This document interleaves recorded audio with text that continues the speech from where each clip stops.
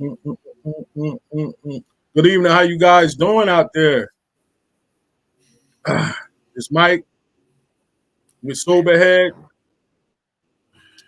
and tonight Soberhead presents One Day at a Time podcast.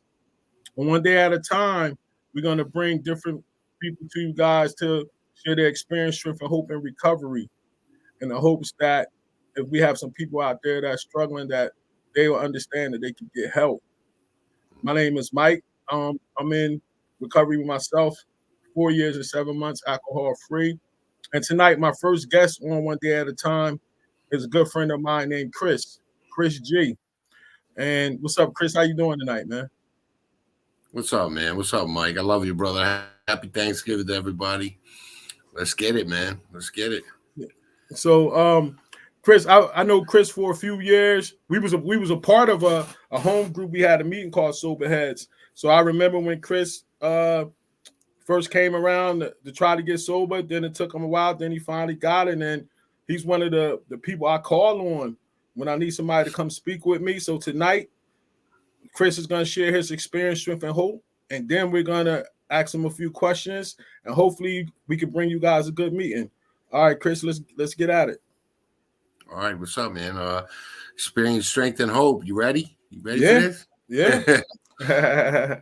Everybody, listen. I don't know if everybody watching on here is alcoholic or an addict. I don't know. I know I am 1,000%. A little bit about me, the way it started for me. I grew up in Trenton, New Jersey, and from when I was a little kid, man, I never felt right in my own skin. I never felt comfortable in any situation. And I always felt like this impending doom over my shoulder, ready to strike me at the time.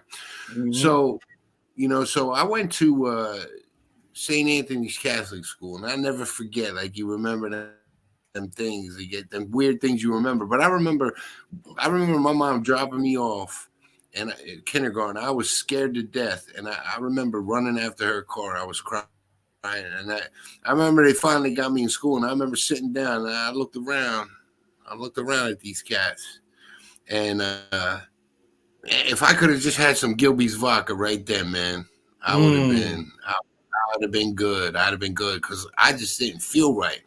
So I kept my mouth shut all through. When I got to first grade, I found out that being a class clown made me feel accepted, made me feel, part of. People would laugh. I would make people laugh. So I got kicked out of every school I was ever in. St. Anthony's, I got kicked out. Junior 2, I got kicked out. McCorson, I got kicked out. Truman, when my father was a PA, I got kicked out. So first grade, I found out being a class clown made me feel comfortable and accepted my skin, Fighting made me feel that way, made me feel real good. Anything sexual at all made me feel good. And I chased all that stuff. I chased it. And then I found that elixir, man. I found the alcohol. I don't know, maybe 12, 13 years old. And it didn't take long. Like by 15, 16 years old, I was pretty much couch surfing. I would just run away or, just living real bad, living real dirty, doing whatever I could. I'd step over anybody to get what I needed to feel good. I remember times where people would say to me, like my mother, like why do you do what you do? Like, don't you think everybody wishes they could just party? And I'd be like, it's not a party. It's not fun. And she'd be like, well, why do you do it? And I'd be like, I don't know. Or like, why is your brother all right, but you're not? I don't know. I didn't know. I didn't know. I just knew that if I didn't have a substance in me, that it was not good. So I picked up around 13, and I didn't get sober till 2 weeks before I turned 46. Wow. Now there's a whole lot of war stories in there. There's a whole lot of things that you don't want. People come up and they start telling war stories. I don't want to hear that. because we all got what you did, Mike, what I did. There could be similarities, but there can't really. I break it down like this, man. Like I told you, that girl asked me the one time, Chris, you want to go out for drinks after work? I said, nah, I don't drink. She said, what are you talking about? Just come out and have a drink with us. We're going to have a drink. I said, nah, I don't drink.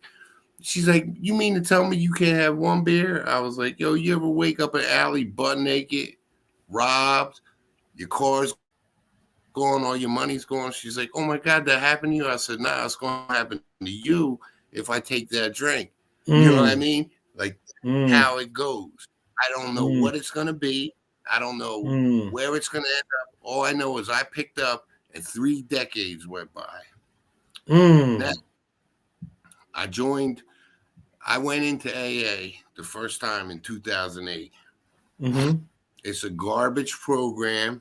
It ain't ever going to work. The only reason I'm doing it is because I'm living in my car on the streets of Trenton, and it's real easy when you're in the gutter to put your hand up and say, I'm beat. I'm powerless. I need a place. So I went into AA in 08 with all the wrong reasons, just to get people off my back. You don't understand. You call me at a bad time, but it's okay. I got this. But I'm going to do what you want me to do. So what happened was I bounced in and out of AA for 12 years. 08, I went in. I didn't get sober till 20. And I highly recommend you don't do that. Because any time that I put down the drink and the drugs and I didn't work this program, I felt worse than I've ever felt being out there. When I didn't have that fake solution, it was horrible. It was like nothing I ever experienced in my life. And I couldn't take it. And I could not take it until I had to pick up again. And I'd be crying. I'd be crying because I didn't want to use. I didn't want to drink. I didn't want to use. But I had to. I had to. I knew nothing else. There was nothing else that worked. Nothing else could make me feel like a part of or like Superman. And I just couldn't. I couldn't live without it. And I couldn't live with it. I couldn't live without it. I was just stuck in this spot. So inevitably, I would just pick up again. And I kept thinking, the problem is these people are like saints. They're not like me. If they did the things I did and they thought like I thought, they'd never be sitting here in these meetings laughing and having a good time.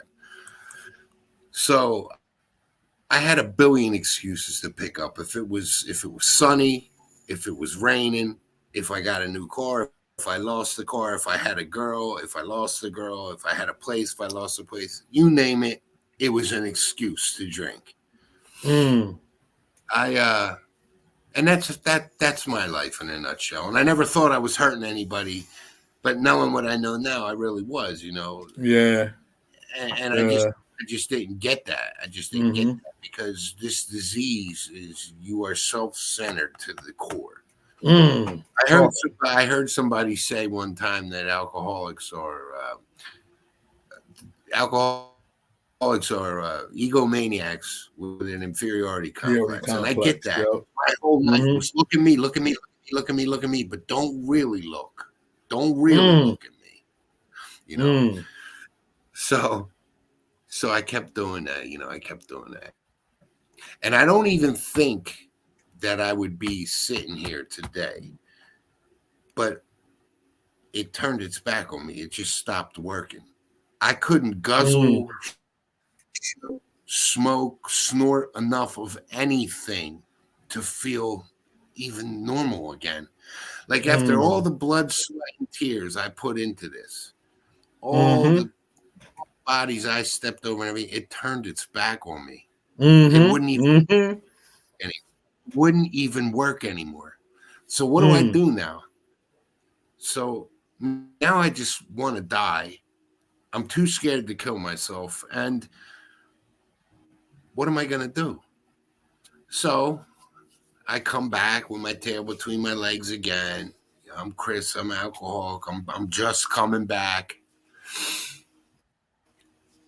And I start again. Going through the steps with my boy. And now I've been in that 12-year span, I've been through the steps fast. I've been through the steps slow. This last time when I got sober, when I really came in, beat down to the ground, where the only place that I was a dark, scary, lonely place that I never want to go back to again. I don't wish it on anybody. I don't wish it on anybody. I resented everybody and everything. I was angry at the world for things that I cannot change. So I went into the program again. I went into it again, and I said, knowing that it's a crap program that ain't gonna work for me, because I'm different, because I'm me. So I start going through the steps, and we get to the fourth step, and I start writing down G was my first resentment, God. And I started to write the G, and I started crying like a baby, because I saw myself that day. God allowed me to see myself that day.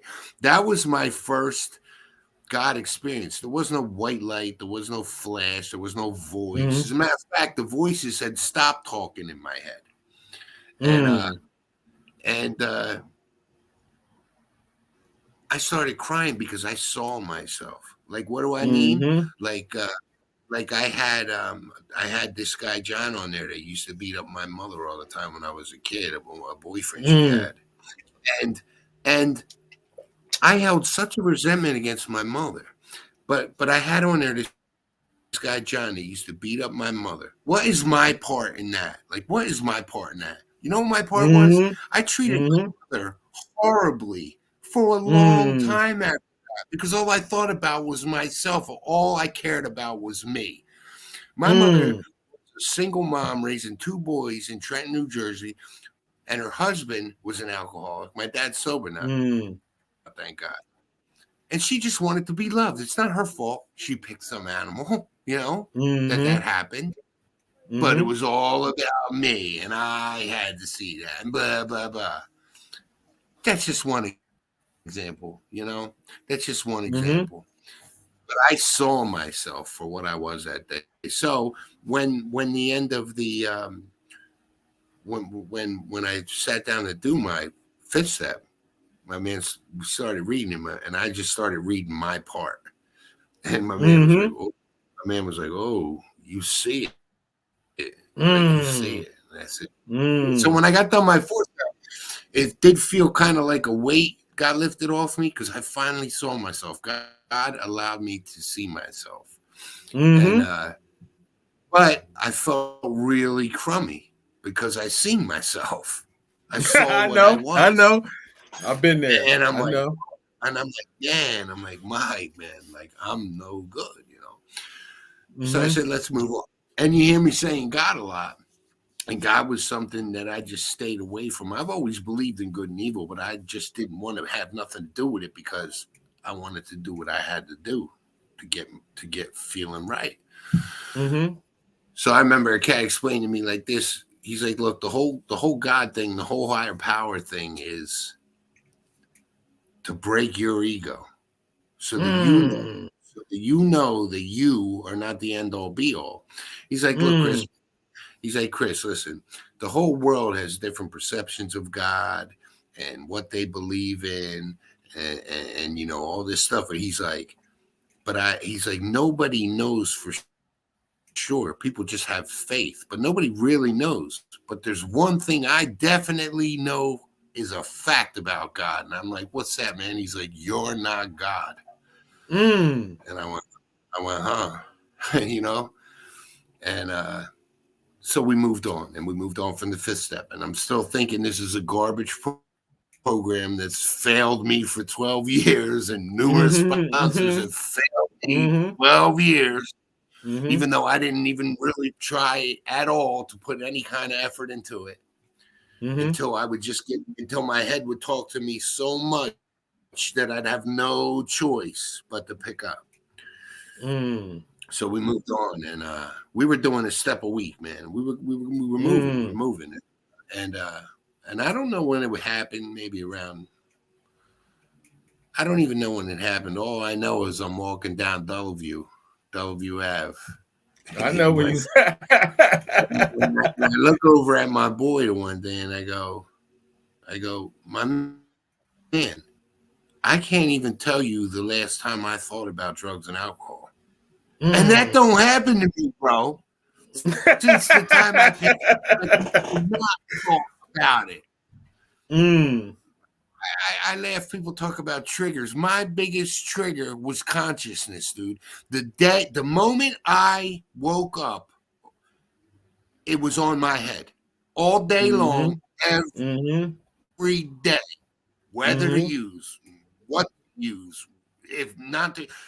Every single day, that's all that was on my mind, man. And my mind never, ever, ever, ever shut up. It never shut up. And the very next thing I said to that cat was, and man, my head is quiet. My head is quiet still to this day. I can go to sleep at night. My entire life, I was in the past and guilt-ridden, or I was way off in the future, anxiety-ridden. I was never here. I never could hear what you were saying. I never could hear what anyone was saying. All I would hear is my head, and always, my head is quiet right now. And I can look in the mirror. I can look in the mirror right now and actually like what I see looking back, man. Crazy. Now that's not Chris. That is not Chris. What Chris does either kills Chris, puts him in jail, or ends him in institutions, man. That's what I do. My best thinking got me right here. Today's a day of being grateful. I'm grateful that I went through what I went through. I'm grateful that I'm an alcoholic and a drug because it got me to sitting right here today. Sitting right here. Today, right now, you are looking at a free man. Not free from drugs and alcohol. Free from me. From me. And my stinking, bro. When they used to say, at meetings, they used to say, all right, look, you just got to change one thing if you want to get sober. Man, I'd be leaning forward. I'd have the phone out. I'd be ready. I'm going to record. I'm going to get it. They'd be like, everything. I'd be like, man, that's corny, man. Corny. Everything. It is so true. It's so true. This is why I love these steps, man, because after I saw myself in the fifth step, the very next steps are 6 and 7. You know, character defects and asking God to move them. So instead of walking into the Wawa with $100 in my pocket and stealing, because that's what I've always done. I was so good at it. I could be holding the coffee that I just stole and eating the Danish and talking with the guy behind the counter and going, hey, all right, yeah, have a good day, and walk right out with it. I was such a good So I would try. How I said, like, I was always a class clown. Like, I love to make a group of people laugh, but it's usually at someone's expense. So I would try to watch every word that would come out of my mouth. I would try to watch. I would try to really live selfless, like try to help cats and expect nothing. Expect nothing in return. Really, I laugh because I remember like through that 12 years when I'd be faking the funk in AA. I remember the one time I went to feed the homeless down there at the homeless shelter. And by noon, the entire AA civilization in Trenton knew that I was feeding the homeless. I was being like, yo, what are you doing? You know, just so they'd say, what are you doing? I'd be like, I'm feeding the homeless, you know. Didn't give two shits. I think I was down there by Astor Street getting what I needed, and then why not feed the homeless, and I could tell somebody, because it's Mm-hmm. about me. My entire life was about me, nobody else, Mm-hmm. nobody else. Today I don't live like that, man. You saw before we started this podcast, man. My son lives with me I today. remember. I knew him since he was a baby. Man, I can drive around with my daughter or my son today, and not one Ambler alert goes off on a phone. And that's because it wasn't like that for a long time. I was in my 40s and not allowed to be around my kids unless I was supervised. Wow. Unless I was Praise the Most supervised. High, man. Praise the Yeah. Most High, man. God I'm is so good. proud of you, man. I'm so proud of you, man. Listen to me. If I can sit here and like I used to be one of them guys and say, like if something happens to my mom, man, I'm getting it in, man. Or something happens to my family, I'm getting it in. How selfish does that sound? How selfish does that sound? You know what I mean? I can sit here and honestly say to you today, Mike, and anybody who's listening, I can sit here and say the worst thing that could ever happen to me was something happened to my boy or my daughter. I'd be devastated. I'd be ripped down the middle. I'd be finished. I'd be destroyed. But I can tell you, honest to God, the very last thing I would ever think to do would be to pick up. I would never, ever pick up over anything again because I know it's a fake solution that never did anything except cause me problems. I don't need it. I don't need it today. I don't. I have God. I have AA.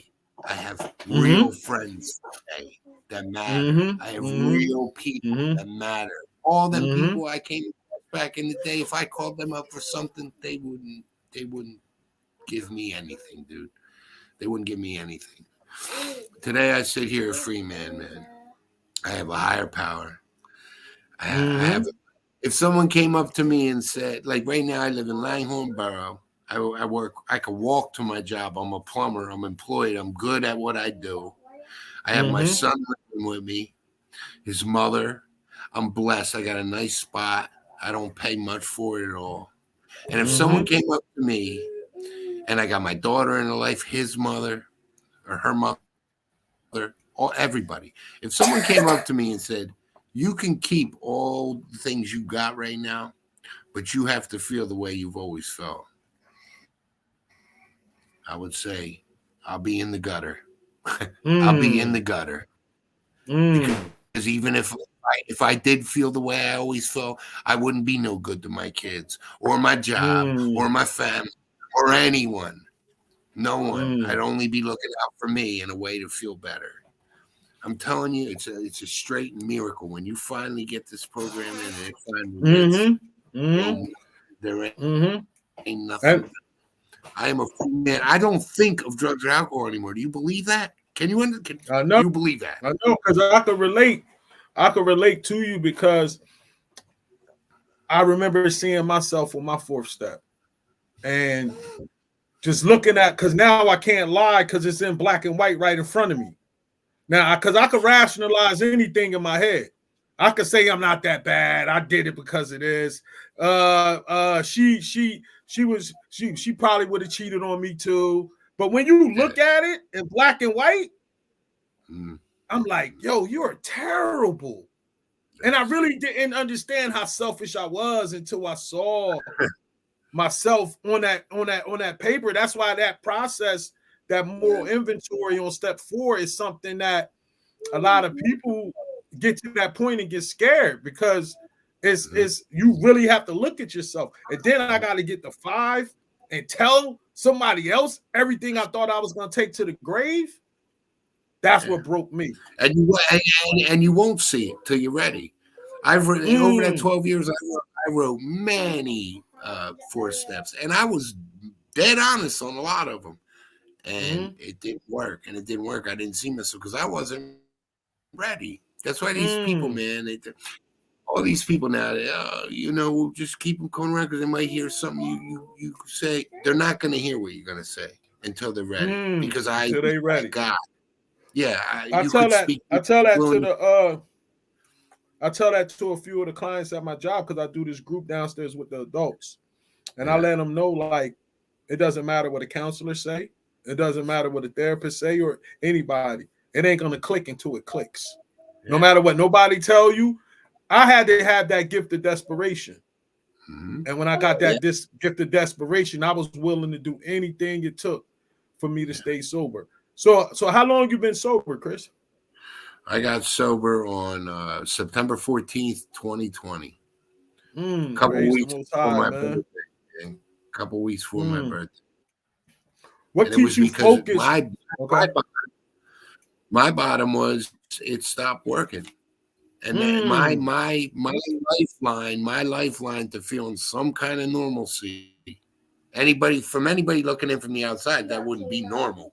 But for me, any kind of normalcy would come from that fake solution, the drugs and alcohol.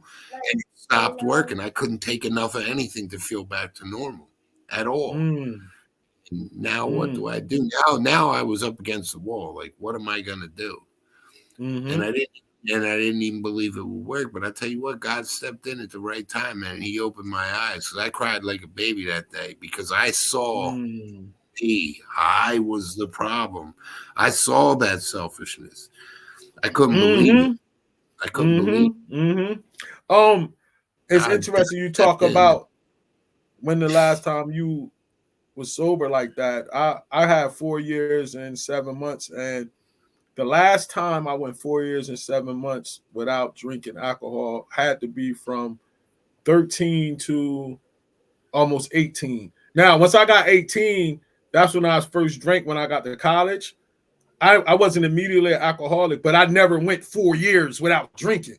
So the person that I am now, I forgot who he was. You get what I'm saying? So now I'm being reintroduced to the person I was. I'm 48 now. So I'm being reintroduced to the person I was like 35 years ago. Yeah. like so it's like that's how much of a fog that it can have you in. You get what I'm saying? How has your sobriety affected your relationships with your friends and family? Oh my God, man! I had a cat at the men's meeting in Allentown. You know, I had a guy say to me when I was like a year and a half in. A guy said to me, "Oh, Chris, the happiest guy in AA." I never had no one call me the happiest guy anywhere ever, and it shocks me because other people see it before you do. Like my mom is proud, like my family, they're just so relieved. They're relieved, and I'm glad to see it, man, because I was if my kids ever had put me through what I put my parents through, and they stayed with me, you know, to the end, man. You know, but you know, stuff like that. Immediately, my disease used to kick in and be like, "You're garbage, man. Look what you did to these people." All that stuff that I've done in the past, all that grimy, dirty stuff, is right there. It might as well have been yesterday that I did it, but I don't dwell on it. Just like the promises, I don't dwell on it, and it doesn't bother me. It's in the past. You can't cry over spilled. But what I do with it is I use it as a blueprint of how not to act and what not to do ever again. And as far as the future goes, I can't predict any of that. But when I stay right here and I put my next best foot forward every day, and I try, I'm human, I err, you know, but when I try and give it a good effort, the future just takes care of itself. It really does. What's your process? Life throws some curveballs. What's your process? What's your process of dealing with people, places, and things? Well, listen, I don't go hang out in bars. Mm-hmm. I've gone to social things where it was at a bar or something. It doesn't bother me at all. Listen, I Mm-hmm. never even liked. I never even liked the um, the taste of any alcohol. I mean, I had some that I'd rather than others, but at the end, I was Mm-hmm. sitting at the liquor store waiting for it to open up and buying the cheapest vodka you could buy and guzzling pints of it. Because it was You know, about the and effect. yeah, exactly. I never, ever, ever drank for the taste, feel Uh-huh. how it made Uh-huh. me feel. I never, ever. I'd rather drink a soda. I'd rather drink a water than any alcohol. The only reason I used that was for the effect and how it made me feel. That was it, man. Mm, I mm. I don't So need in it, and like mm, I don't need it. I don't need it today. so in closing, what advice would you give to an addict or alcoholic that's still suffering? Listen, if you're at your end and you really have nowhere else to go and you really are at your bottom and you don't want to use anymore, but I've been there. I've been there. And if, like they say, if you would have hooked me to a lie detector, I would have passed with flying colors that I don't want to pick up anymore. And then I Mm, would pick up, and then I would pick up mm. because I wouldn't do anything. I wouldn't do anything. I would go to a meeting and sit in the back. Oh, look at her legs. Oh, what are they doing on Facebook? Oh, can you get me a, you know? I go up to cats that if somebody asks me if they want me to sponsor them, you just ask a couple of questions like I tell them right off the bat. I heard a guy say this out here, like I'm not your bank, I'm not your taxi, you know. I'm here to help you if you want to help. Now, if you can't even do, Mm, if you can't do simple things like just text a guy every morning, you ain't ready. If you're sitting in a mm, meeting, if you're sitting in a meeting and you're staring at girls, you ain't ready. If finding mm, a, hey Mike, how many times if I could get this job, I'm good. mm-hmm, If mm-hmm, I could if I could get that girl right there, I'm mm-hmm, good. If I just get her, if I get her back, I'm good. I'm gonna be mm, good. If I can get that car, man, I'll be good. mm, All goes just like that. Gone. mm, So mm, if you really want to get serious and you want to get to a meeting, get your hand up, get a sponsor, and go through these steps. Go through these steps mm-hmm, and openly and change the way you behave. Look, where you walk and who you fight doesn't make you tough. That doesn't make you a tough guy. Keeping a roof over your family's head, treating people kind and with respect, and helping people and expecting nothing, that's a strong man.